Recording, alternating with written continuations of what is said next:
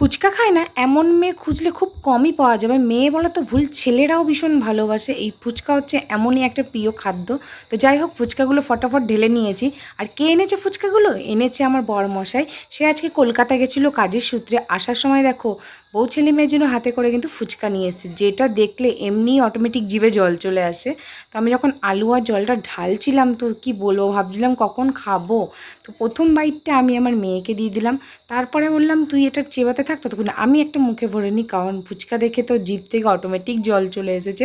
তো এদিকে আমি কর্তামশাই আর শাশুড়ির সঙ্গে গল্প করছি, তারা সামনে রয়েছে। আরে বাবা, আর গল্প করতে পারছি না, আমি এখন খাবো। পটাপট করে একটা মুখের মধ্যে ভরে দিলাম। মনটায় একটু শান্তি হলো।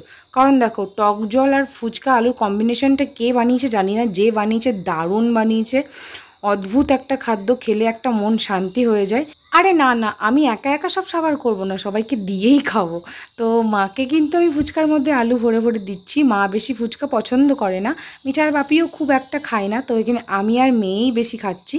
তাকে কিন্তু আমি ডাকছি ঘাড় ঘুরিয়ে ঘুরিয়ে, দেখতেই পাচ্ছ তোমরা। সে এখন ফ্রেশ হচ্ছে স্নান করে, কারণ কলকাতা সারাদিন একটা জার্নিং রয়েছে। তো তার জন্য আগে এসে ফ্রেশ হচ্ছে। আর ফুচকা দেখে আমি লোভ না সামলাতে পেরে, দেখতেই পাচ্ছ, আগে বসে পড়েছি মেয়ে আর আমি। আর মাকেও দিচ্ছি।